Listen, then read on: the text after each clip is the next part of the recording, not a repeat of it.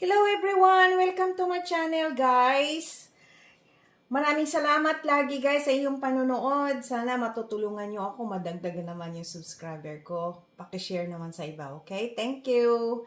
Ang gagawin ko sa inyo ngayon, alam nyo na to, di ba? Takoyaki. Hindi siya takoyaki. Ang gagawin natin is akashiyaki.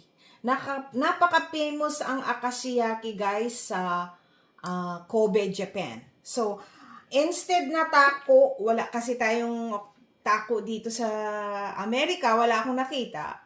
Ang i-substitute natin is yung hipon. Ang hipon, ipaluto nyo na sa butter, asin, paminta, at kaunting garlic powder. Yan ang gagawin natin. And then, meron tayong 3 itlog.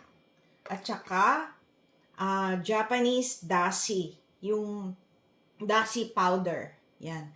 Sa 400 ml, ito ay nasa 30 pieces na akashiyaki. Parang taco din siya, pero ano siya ay marami siyang itlog. So, harina, all-purpose flour, and ito na, kalahating tasang all-purpose flour. And lagyan natin siya ng 2½ tablespoon ng cornstarch. 2½ tablespoon ng cornstarch. 2 and 1/2 ng tablespoon ng cornstarch. And nga pala guys, yung dashi na ginagamit ko is yung dashi na Japanese na ano siya, tawag nito, powder. Tapos tubig, lagyan nyo lang ng tubig, ayos na yan siya. Okay? Ngayon, itong susunod natin gawin, i-mix nyo siya. Mix. Habang matutunaw, yung talagang tunaw na tunaw. Tapos, bago kayo gumawa ng i-ano nyo na guys, painitin nyo na ng mabuti ang inyong takoyaki plate. Okay? I-mix na mabuti at ilagay dito yung 3 itlog. Okay? So na guys, ilalagay natin yung 3 itlog. Okay?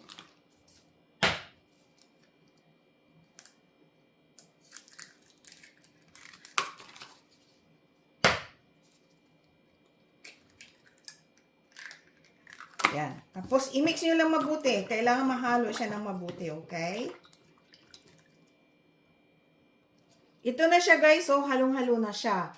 3 itlog, 400 ml ng dashi, and Japanese dashi, and meron siyang itlog 3 at 1/2 cup na harina at 2½ tablespoon ng cornstarch. Ang i-mix nyo. And yung iba guys, nilalagyan nila ng, ano ba yun, yung chicken powder, kahit kaunti.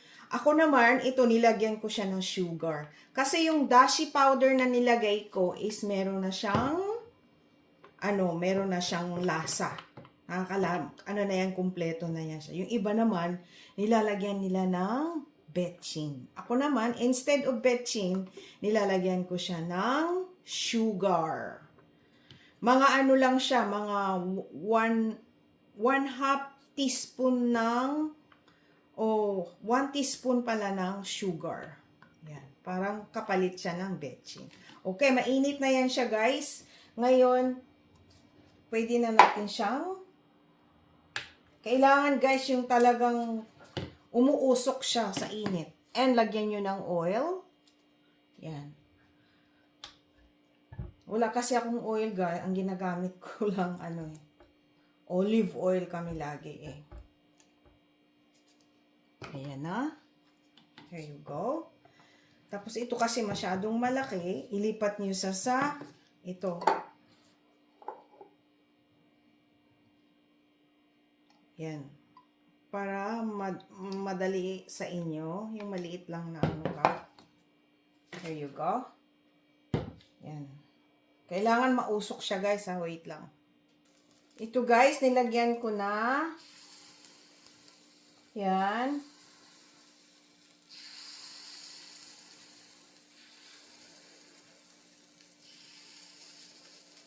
Here you go. Ayan na siya. Okay. Ngayon, dito na ninyo ilagay ang shrimps. Lahat, hindi naman lahat ito nagkaroon ng shrimps, guys. Kasi sinusubukan ko rin yung iba na walang shrimps. Masyado naman malaki ito.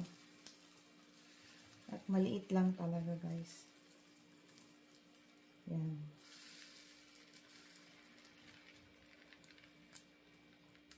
Ganyan lang siya. Yan. Okay? Try nyo ulit. Ngayon, gamit kayo ng stick. Kasi yan, yung iba, ito na nga, lumalagpas na siya, di ba? Ilalagay nyo sa gitna. Yan. Doon sa gitna. Ganyan. Ganyan, guys, oh. Ilalagay nyo sa gitna. Medyo ano pa siya, eh. Mabasa-basa. Pag medyo luto-luto na, yan, lagay nyo sa gitna.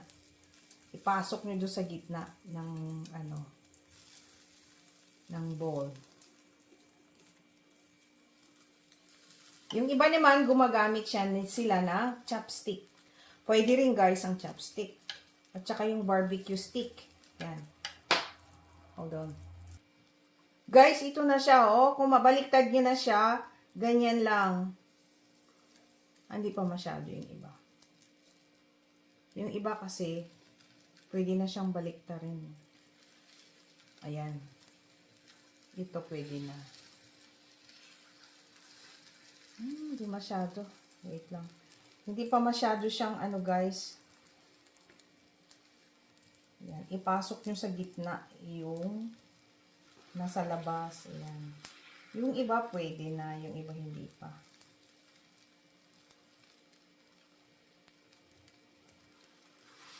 Ayan.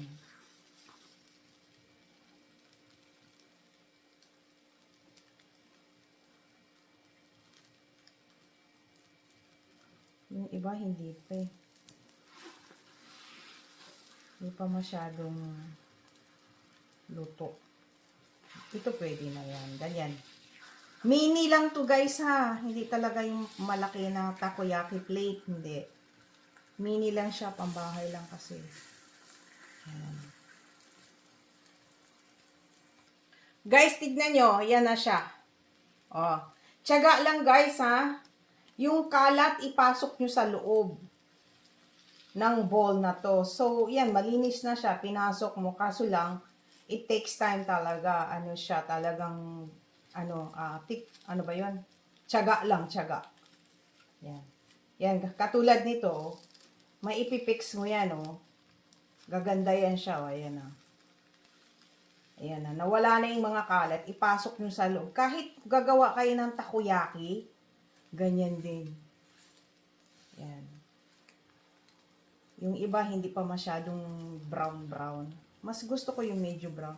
Pero talaga, kung tutuusin, ang akashiyaki, guys, white lang siya. Ganito lang siya. Okay na. Yan, ganyan na siya, guys. Okay na yan siya. Lipat natin, ha? Guys, ito na siya, oh. Gagawa tayo uli, okay? Yan, mantika.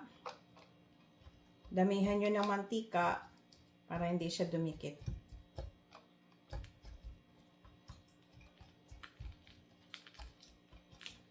Okay. Guys, subukan natin ng ganito. Kalahati muna, tapos ilalagay natin yung shrimps. Tapos lagyan natin ulit sa babaw. Ganyan naman gumawa ng takoyaki. Hatiin natin ito na masyadong malaki. Itong mga, yan. Yan. Itong shrimps, masyado siyang malaki. Ganyan lang sana.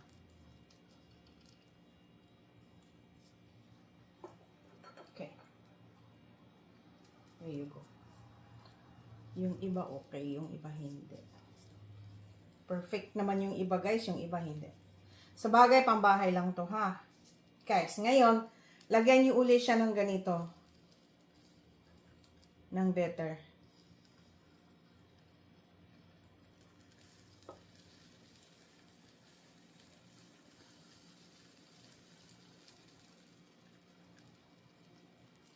Tingnan nyo guys yung pangalawa ko. Okay.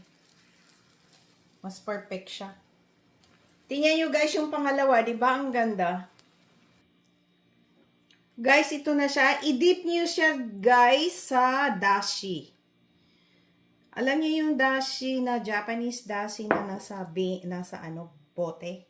Yan. 1 cup nun at saka 1 tablespoon ng dashi na yon. Ayan.